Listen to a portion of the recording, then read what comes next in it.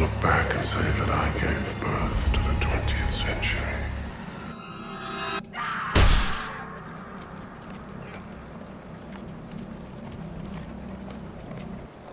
Hey everyone, this is Abra, and I'm back to give my 2 cents on Jack the Ripper Vampire Hunter. This is a graphic novel by Mandy Summers with art by Peter Gilmore. I was sold on this project just as soon as I heard the concept. The title alone just pretty much had me. I've been fascinated by Jack the Ripper since I first visited London many moons ago, and I went to the London Dungeon. They had a little exhibit there on Jack the Ripper, and it was so intriguing. It was eerie, creepy. It really sparked my young teenage imagination, and from there, just kind of had a little, not an obsession, but an interest in, the mystery surrounding Jack the Ripper and just how grotesque his crimes were. The 2001 movie From Hell, which starred Johnny Depp and Heather Graham, that movie further sparked my interest in Jack the Ripper because I really loved the spin and the idea that movie took with who Jack the Ripper could possibly be. Everyone just thought he was this sicko guy going around and slashing women, but wouldn't it be intriguing if the royal family were somehow involved? So anyway, back to the graphic novel. The interiors are in black and white, which I really like. It kind of fits with that whole horror vibe. It's kind of dark and gloomy, and I thought it fit with that whole atmosphere. Just really good. Peter Gilmore, I really felt knocked it out of the park with the art in this. Some of it's, a little risque, but I like it. It's fitting for the story. We're talking about a serial killer and prostitutes here, so it's got to have some risque parts, right? I also really loved the detail that was put into the story and the artwork itself. What was really fascinating was that Mandy and Peter, they added little bits that I really liked. I don't know if you could see it, but they have actual newspaper or recreations, drawings of the actual newspapers from that time period. It actually, has pictures of one of the victims there, which I think was, that might be Annie Chapman, but it was really cool. And they also, later on, they have one of the famous Jack the Ripper letters, because he was famous for taunting the police. It was kind of a cat and mouse kind of thing. And they had one of the letters in here where it was, Dear Boss. Yeah, here's another one of the newspapers there.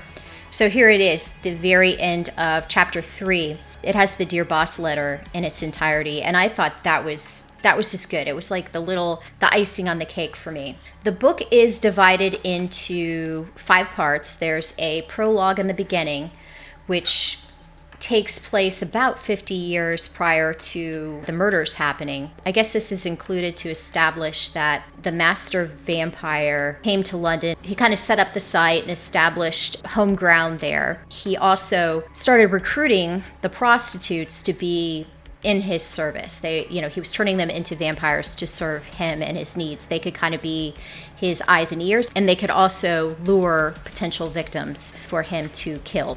The 4 chapters are kind of told from the perspective of an American detective who is on loan and working with the British constables to try to solve the case. And he's kind of viewed as an outsider. He didn't really do much in this story, and I think he kind of served the purpose of showing how the world came to view Jack the Ripper the way they did. Because all these ghastly murders that the master vampire did are kind of blamed on Jack the Ripper. Even though in this story, Jack goes and he's trying to kill all these women because they are vampires. He doesn't add a whole lot to the story yet, and I'm hoping that perhaps he'll have more to contribute in future issues. I love it in this story, the take with Jack the Ripper. He is obviously, as the British would call, a nutter.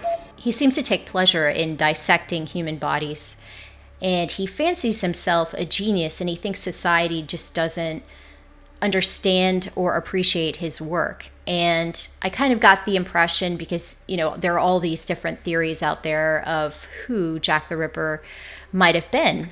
And from this take, I almost get the impression that perhaps he was expelled from medical circles for performing unapproved experiments or dissections on bodies. So I was kind of wondering, maybe he had that kind of Burke and Hare kind of thing going on where, he did things to bodies that were frowned upon and not approved of in the scientific and medical community. So yeah, another thing that he does is he talks to himself and he refers to himself in the third person. So there you see somebody that's not exactly working with a full hand, as they say.